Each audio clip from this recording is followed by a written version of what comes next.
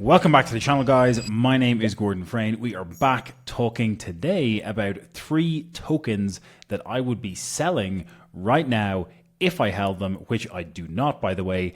If you enjoyed today's video, please make sure to give it a thumbs up below. Make sure to hit that subscribe button as well. Smash the bell notification icon.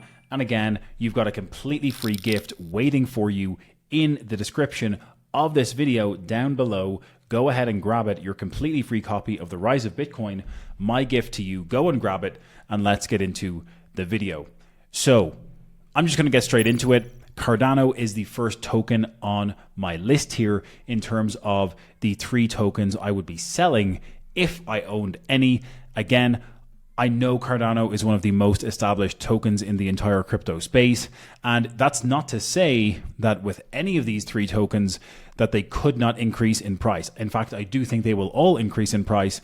I just think that other assets and tokens have the potential to outperform Cardano and these other 2 tokens I'll mention in a moment on a percentage basis over the next 9 to 12 months. And so what we've seen with Cardano in particular is that we're currently sitting at a price of about 70 cents. And Cardano had a phenomenal run-up in the immediate aftermath of the US election results.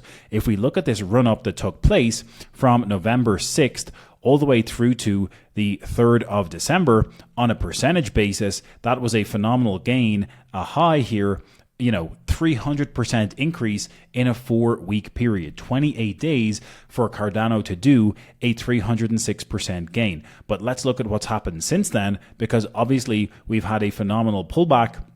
And Cardano's down about 47% from those highs in that first week of December. Okay, I'm not just thinking about the price action on the chart when it comes to the reasons why I would be selling off Cardano at this moment in time. I think that there's a lot of fundamental stuff that is yet to play out in terms of what is going on in terms of Cardano's ecosystem, and I just haven't seen the type of adoption and growth that I would like to see or that I'm seeing with other leading layer 1 blockchains like Solana and Sui. Okay, you've seen phenomenal growth with Cardano's price in this 4-week period, but if we zoom out here on the chart, it had been, in a pretty bad place for the past year, year and a half, even up to 2 or 3 years since these previous cycle all-time highs. Back in August of 2021, Cardano got all the way up to $3.09. We've had a phenomenal fall from grace there, and since those previous all-time highs, we can see Cardano is still down technically 77%. Okay, this recent rally is and has been much welcomed, not just for Cardano but for a number of different tokens.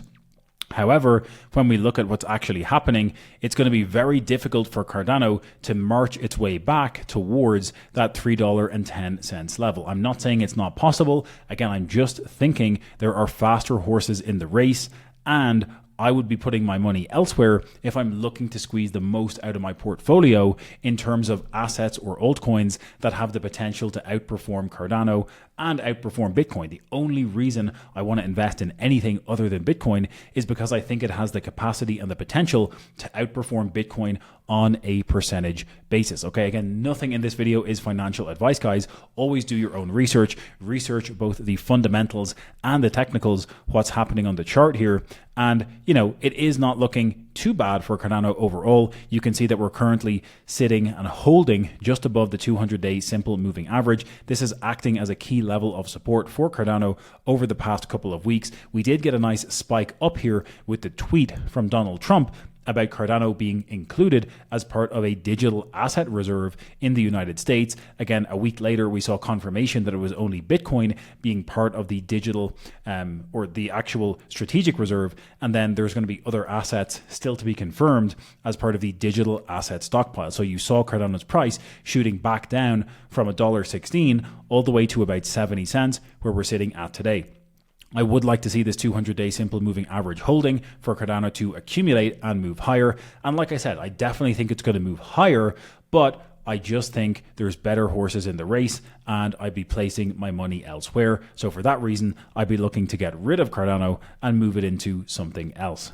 The second token I'm going to talk about here in terms of changing or getting rid of is Stellar XLM. Again, Stellar fit into this category where it had a very nice run up in the immediate aftermath of the US election results. You can see that we're sitting at a 27 cents price at the moment for Stellar XLM. If we bring up the XLM chart here, on TradingView, you can see as well, it's looking quite similar to what happened with the Cardano chart in terms of a huge run up in price in the immediate aftermath of the election results in the United States, and then a very strong pullback. So if we go back to the 6th of November and we measure that gain on a percentage basis, that was a 600% gain in a 22-day period for the price of Stellar in the immediate aftermath of that election confirmation. So again, you're looking at a phenomenal run up in price, and that being followed by a tremendous pullback with the price action on the chart here. We're technically down on a percentage basis about 56% for the price of XLM since those first week of December highs. Okay, again, looking at the chart, we're holding on the 200-day simple moving average. It would be nice to see a little bit of accumulation here for the price of XLM to consolidate and move higher. And I think Cardano and XLM are kind of falling into this bracket of tokens that are potentially going to be treated more favorably as US-based businesses if there's to be any kind of leniency with regards to paying taxes on gains on US crypto-specific businesses. Again, that's all speculation at the moment, guys. We don't know if anything is confirmed there, but again, zooming out on the chart here to a weekly time frame and looking back to what was happening during the course of the previous cycle, we did see the price of Stellar XLM getting all the way up to about 80 cents. Again, looking at the fall from grace here, you can see that we've had sharp pullbacks on the chart going all the way from those levels to the lows of the cycle down 90%. We're still technically down about 65% from those previous all-time highs. And once again, I definitely think XLM has the potential to go higher in terms of price as well. And I think once total crypto market cap continues moving back up and to the right, of course, XLM's token is going to continue moving up and to the right. I just once again think there's other tokens that are going to outperform it on a percentage basis. Okay, the final token I want to talk about here today is Polkadot. Polkadot is another layer 1 blockchain solution, or kind of layer 0 as they like to refer to themselves, and you're seeing the price of Polkadot currently sitting at about $4.49. Again, if we jump over and look at the chart for Polkadot, we're seeing a little bit of a worse picture compared to XLM and Cardano from a charting perspective. We did have a phenomenal run up in the immediate aftermath of those election results, a 210% increase in the 3 to 4 weeks in the immediate aftermath of those election results. Again, falling back even further right now, you've got DOT moving from $11.62 down to about $4.52. That's technically a 61% pullback, and you can see that we even broke below the 200-day simple moving average by the 2nd of February, and we've continued moving lower. If we zoom out a little bit here, it's looking like we're pretty much bouncing off of this low level of support here. It held back in November. We came all the way up, and we've given back pretty much all of the gains that we made since those election results. And again, zooming out even further here, going back to the previous cycle on the chart and zooming out to look at the bigger picture, you can see that the price of Polkadot got all the way up to $55 at the peak of the last cycle. So we're still almost 10x. We're almost a 10x multiple away from previous cycle all-time highs compared to the current price of Polkadot today. I think it has a lot of leg room to make up in terms of trying to move back anywhere close to those previous all-time highs. You know, we've got this level around $11, $12. It's going to need to break through first and foremost, and then we're going to need to see it move much, much higher.